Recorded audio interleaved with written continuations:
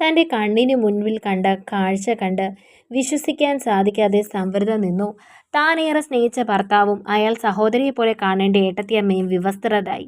ഏട്ടത്തിയമ്മയുടെ മുറിയിലെ കട്ടിലിൽ ശ്വാസം തൊണ്ടയിൽ കുടുങ്ങുന്നത് പോലെ അവൾക്ക് തോന്നി. തറയിൽ തറഞ്ഞുപോയ കാലുകൾ ചലിപ്പിക്കാൻ പോലും ആവാതെ ഉള്ളിൽ ഒരു കടലിരമ്പെന്നത് അവൾ അറിഞ്ഞു. ആ പഴയ തറവാട് വീടന്ന് വല്ലാത്തൊരു നിശബ്ദതയിലായിരുന്നു. ഇടവപ്പാതിയുടെ തുടക്കമായതുകൊണ്ട് ആകാശം കാർമേഘങ്ങൾ കൊണ്ട് നിറഞ്ഞു നിന്നു. സംവൃത അമ്പലത്തിൽ പോയി നേരത്തെ തിരിച്ചെത്തിയത് ആരും അറിഞ്ഞില്ല. സാധാരണ 10 മണിക്ക് ശേഷമേ മടങ്ങാറുള്ളൂ. എന്നാൽ ഇന്ന് അമ്പലത്തിൽ വെച്ച് വല്ലാത്തൊരു അസ്വസ്ഥത തോന്നിയതുകൊണ്ടാണ് അവൾ വേഗം മടങ്ങിയത്.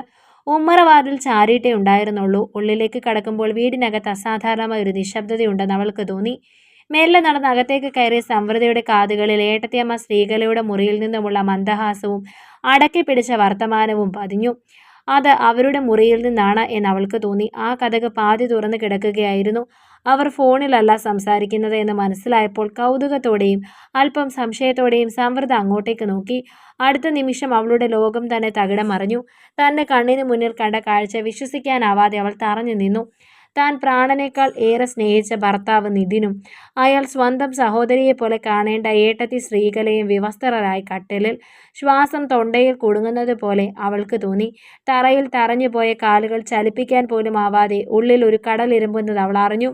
താൻ കണ്ടത് സത്യമാണോ അതും വെറും തോന്നലോ എന്ന് അവൾക്ക് തിരിച്ചറിയാൻ കഴിഞ്ഞില്ല. നിതിൻ. അവളുടെ ശബ്ദം പുറത്തേക്ക് വന്നില്ല. അതൊരു ദീനമായ തേങ്ങരായി ഉള്ളിൽ ഒതുക്കി. കണ്ണുകൾ നിറഞ്ഞൊഴുകി. ഈ നിമിഷം വരെ ഈ വീട്ടിൽ നടന്ന ഓരോ കാര്യവും സംവൃതിയുടെ മനസ്സിലൂടെ നിമിഷ നേരങ്ങൾ കൊണ്ട് കടന്നുപോയി.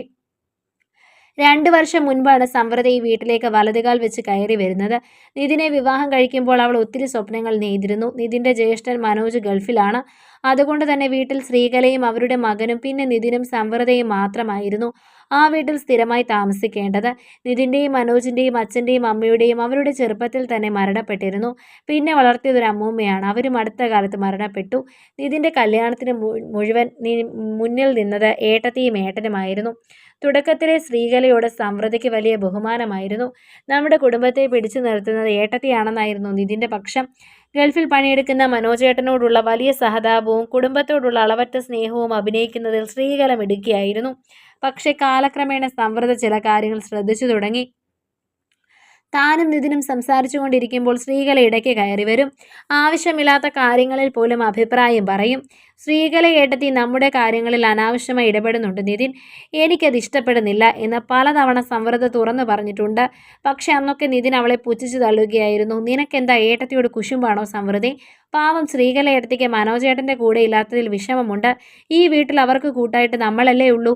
നീ കുറച്ചുകൂടി മനുഷ്യത്വത്തോട് ചിന്തിക്കാൻ പഠിക്കുക എന്നായിരുന്നു അവൻ്റെ സ്ഥിരം പല്ലവി. താൻ പറയുന്നത് വെറും സംശയമാണോ എന്ന് പോലും സംവൃത ചിലപ്പോൾ ചിന്തിച്ചു പോയിട്ടുണ്ട്. പക്ഷേ ഇന്ന് ആ 2 പേരുടെയും അഭിനയത്തിൻ്റെ മുഖംമൂടി അഴിഞ്ഞു വീണിരിക്കുന്നു. സ്നേഹമെന്നും ബഹുമാനമെന്നും അവർ വിശേഷിപ്പിച്ച ആ കൂട്ട് ഇത്രയും തരം താഴ്ന്നതാണ് എന്ന് അവൾ സ്വപ്നത്തിൽ പോലും കരുതിയിരുന്നില്ല. മുറിയിലുണ്ടായിരുന്ന ആ രൂപങ്ങൾ പതുക്കെ സംവൃത അവിടെ നിൽക്കുന്നത് ശ്രദ്ധിച്ചു. നിതിൻ അവളെ കണ്ടതും ആകെ വിയർത്തുപോയി. അവൻ്റെ മുഖത്ത് കുറ്റബോധത്തേക്കാൾ ഏറെ ഒരുതരം നിസ്സംഗതയായിരുന്നു. വെപ്രാളപ്പെട്ട വസ്ത്രങ്ങൾ ധരിക്കുമ്പോൾ അവനൊന്ന് പരിങ്ങി. എന്നാൽ ശ്രീകലയുടെ ഭാവം മറ്റൊന്നായിരുന്നു. അവൾക്കൊരു കുലുക്കവുമില്ല. ആ കണ്ണുകളിൽ ഒരു വക്രബുദ്ധി തെളിഞ്ഞു നിന്നു. നീ എന്താ ഇവിടെ? നീ അമ്പലത്തിൽ പോയതല്ലേ? നിതിൻ തപ്പിത്തടഞ്ഞുകൊണ്ട് ചോദിച്ചു. ആ ചോദ്യം കേട്ടപ്പോൾ സംവൃതയ്ക്ക് ചിരിക്കണോ കരയണോ എന്ന് മനസ്സിലായില്ല. തൻ്റെ ജീവിതം തകർത്തൊരാൾ ചോദിക്കുന്നത് നീ എന്തിനു നേരത്തെ വന്നുവെന്നാണ്. അമ്പലത്തിൽ പോയിടത്തു നിന്ന് തിരിച്ചു വന്നത് ഭാഗ്യമായി നിതിൻ. ഇല്ലെങ്കിൽ ഈ നാടകം ഞാൻ കാണില്ലായിരുന്നല്ലോ. അവൾ ഇടറിപ്പോയ ശബ്ദം കഷ്ടപ്പെട്ട് വീണ്ടെടുത്ത് പറഞ്ഞു. സ്ത്രീകളെ പുതപ്പ് ശരീരത്തിൽ ചുറ്റി എഴുന്നേറ്റു. അവൾക്ക് നാണമോ സങ്കടമോ ഒന്നും തോന്നിയില്ല. പകരം സംവൃതിയുടെ അടുത്തേക്ക് വന്ന ഒരു ഭീഷണിയുടെ സ്വരത്തിൽ പറഞ്ഞു. നീ ഇത് ആരോടെങ്കിലും പറഞ്ഞാൽ നഷ്ടപ്പെടുന്നത് നിന്റെ ജീവിതമായിരിക്കും. ഈ നിൽക്കുന്ന നിന്റെ സ്വന്തം ഭർത്താവ് പോലും നിന്റെ കൂടെ നിൽക്കില്ല. അതിബുദ്ധി കാണിച്ച് മനോജേട്ടനോട് എന്തെങ്കിലും പറയാമെന്ന് മനസ്സിൽ കരുതിയിട്ടുണ്ടെങ്കിൽ അത് വെറുതെയാണ്. ഇനി നീ ഒരു വീഡിയോ ആയി അയച്ചു കൊടുത്താലും അയാൾ വിശ്വസിക്കാൻ പോകുന്നത് എന്നെയാണ്.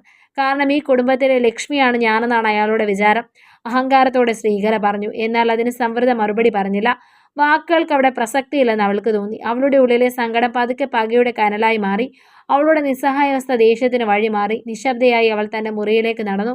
പിന്നാലെ നിതിൻ വന്നു. സംവൃത, നീ വിചാരിക്കുന്ന പോലെയല്ല. അതൊരബദ്ധം പറ്റിയതാണ്. സാഹചര്യങ്ങൾ കൊണ്ട് അങ്ങനെ സംഭവിച്ചു പോയി. നീ ഇത് പുറത്തു പറയരുത്. നമ്മുടെ കുടുംബത്തിൻ്റെ അന്തസ്സ് പോകും. നിതിൻ പറഞ്ഞത് കേട്ട് അവൾ അവനെ ഒന്ന് നോക്കി. വെറും പുച്ഛം മാത്രമായിരുന്നു ആ നോട്ടത്തിൽ. അന്തസ്സോ? സ്വന്തം ഏട്ടത്തിയമ്മയുടെ കൂടെ കിടന്ന് സുഖിക്കുമ്പോൾ പോകാത്ത അന്തസ്സ് എന്ത് പറയുമ്പോൾ പോകുമെന്ന് അങ്ങനെ ചോദിക്കണമെന്ന് അവൾക്കുണ്ടായിരുന്നു. പക്ഷെ അവൾ മൗനം പാലിച്ചു. നിതിൻ അവളെ ഒന്ന് നോക്കിക്കൊണ്ട് അവിടെ നിന്ന് ഇറങ്ങി. തലയണയിൽ മുഖം അമർത്തി അവൾ ഒരുപാട് കരഞ്ഞു. പക്ഷേ ആ കണ്ണുനീർ അവളെ തളർത്തുകയല്ല, മറിച്ച് ശക്തിയാക്കുകയാണ് ചെയ്തത്. അപ്പോഴും അടുത്ത മുറിയിൽ നിന്നും ശ്രീകലയുടെയും നിതിൻ്റെയും അടക്കം പറച്ചിലുകൾ അവൾക്ക് കേൾക്കാമായിരുന്നു. അവർ അവളെ ഇങ്ങനെ ഒതുക്കാമെന്ന് പ്ലാൻ ചെയ്യുകയായിരുന്നു.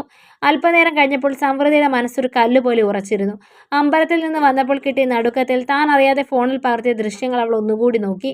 തൻ്റെ ജീവിതം തകർത്തവർക്ക് അർഹമായ ശിക്ഷ നൽകണം. അവൾ വേഗം അത് ദുബായിലുള്ള മനോജിന് വാട്സപ്പ് വഴി അയച്ചു കൊടുത്തു. 10 മിനിറ്റിനുള്ളിൽ മനോജിൻ്റെ കോള് വന്നു. ഫോൺ എടുത്തപ്പോൾ മറുപുറത്തു നിന്ന് കേട്ടത് ഒരു പുരുഷന്റെ അലർച്ചയും കരച്ചിലുമാണ്. സമൃദ്ധേ, ഇതെപ്പോഴാണ് ഉണ്ടായത്? അവൾ എന്നെ ഇത്രയും നാളും ചതിക്കുകയായിരുന്നു. ഇടറിയ ശബ്ദത്തോടെ മനോജ് ചോദിച്ചു. അവളെല്ലാം ശാന്തമായി വിവരിച്ചു കൊടുത്തു. 2 ദിവസത്തിനകം താൻ നാട്ടിലെത്തുമെന്ന് മനോജ് അറിയിച്ചു. അതുവരെ ആ വീട്ടിൽ പിടിച്ചു നിൽക്കാമെന്ന് സമൃദ്ധ തീരുമാനിച്ചു. ഭാഗ്യത്തിന് അതിനുശേഷം നിതിൻ അവളുടെ അരികിലേക്ക് വന്നതേയില്ല. ആ മുഖം കാണാൻ അവൾക്കും ഇഷ്ടമില്ലായിരുന്നു. 2 ദിവസം കഴിഞ്ഞ് മനോജ് നാട്ടിലെത്തി. ഒറ്റയ്ക്കല്ല, ശ്രീകലയുടെ വീട്ടുകാരെയും കൂട്ടി തന്നെയാണ് അയാൾ വന്നത്. വീട്ടിലൊരു വിചാരണയും നടന്നു. നിതിനും ശ്രീകലയും ആദ്യം നിഷേധിക്കാൻ നോക്കിയെങ്കിലും സമൃദ്ധ ഓരോ തെളിവുകളും വീഡിയോകളും നിരത്തി. ശ്രീകലയുടെ നന്മമരത്തിന്റെ മുഖംമൂടി അപ്പോഴേക്കും തകർന്നു വീണിരുന്നു. അവളുടെ വീട്ടുകാർ പോലും അവളെ നോക്കി കാർക്കിച്ചു തുപ്പി. നാട്ടുകാർക്കും വീട്ടുകാർക്കും മുൻപിൽ തല കുനിച്ച് നിൽക്കേണ്ടി വന്ന നിതിനെ നോക്കി സമൃദ്ധ അവസാനമായി പറഞ്ഞു, നിങ്ങൾ പറഞ്ഞില്ലേ എനിക്ക് കുശുമ്പാണെന്ന്? ഈ കുശുമ്പുണ്ട് കണ്ടെങ്കിലും ഒരാളുടെ കണ്ണു തുറപ്പിക്കാൻ എനിക്ക് കഴിഞ്ഞല്ലോ. നിങ്ങളുടെ ഈ സ്നേഹം വെറും ചതിയായിരുന്നു എന്ന് എല്ലാവരും അറിഞ്ഞല്ലോ. സ്ത്രീകളെ അവളുടെ വീട്ടുകാർ തള്ളിപ്പറഞ്ഞു. മനോജ് അന്ന് തന്നെ വിവാഹമോചനത്തിന് നോട്ടീസും അയച്ചു. താനും ഈ വീട്ടിൽ ഇനി നിൽക്കില്ലെന്ന് സമൃദ്ധ തീരുമാനിച്ചു. വിവരമറിഞ്ഞ് അവളുടെ അച്ഛനും സഹോദരനും അവിടേക്ക് എത്തിയിരുന്നു. ഇനി നിനക്കിവിടെ നിൽക്കണോ സമൃദ്ധി? അവളുടെ അച്ഛൻ സ്നേഹത്തോടെയും വിഷമത്തോടെയും ചോദിച്ചു. വേണ്ടച്ച, ഈ അഴുക്കുചാലിൽ എനിക്കിനി ഒരു നിമിഷം പോലും നിൽക്കാൻ വയ്യ. ഇവിടുത്തെ വായുവിന് പോലും ചതിയുടെ മണമാണ്. അത്രയും പറഞ്ഞ് അവൾ തൻ്റെ ബാഗുമായി പടിയിറങ്ങി. നിതിനാകെ തകർന്നു പോയ മനസ്സുമായി ഉമ്മറത്തെ തൂണിൽ ചാരി നിൽക്കുന്നുണ്ടായിരുന്നു. എല്ലാം നഷ്ടപ്പെട്ടവൻ്റെ ഭാവമായിരുന്നു അവൻ്റെ മുഖത്ത്. ഏടത്തിയമ്മയുടെ പ്രലോഭനത്തിൽ വീണു പോയതിന് അവൻ ശരിക്കും പശ്ചാത്തപിച്ചു. അവിടെ നിന്നിറങ്ങിയ സമൃദ്ധ ഒന്ന് തിരിഞ്ഞു നോക്കാൻ പോലും തയ്യാറായില്ല. കാറിലിരുന്ന് ആ വീട് അകന്നു പോകുന്നത് നോക്കുമ്പോൾ അവളുടെ ഉള്ളിൽ സമാധാനമായിരുന്നു. ചതിയുടെ കോട്ടകൾ തകർന്നു വീണപ്പോൾ സത്യം വിജയിച്ചതിൻ്റെ ആശ്വാസം. പുതിയൊരു ജീവിതത്തിലേക്കുള്ള ആദ്യ ചുവടുവയ്പായിരുന്നു അത്. കഥ നിങ്ങൾക്കിഷ്ടമായെങ്കിൽ ലൈക്ക് ചെയ്യൂ. നിങ്ങളുടെ അഭിപ്രായങ്ങൾ കമൻ്റായി രേഖപ്പെടുത്തൂ. കൂടുതൽ കഥകൾ കേൾക്കാൻ ഈ ചാനൽ സബ്സ്ക്രൈബ്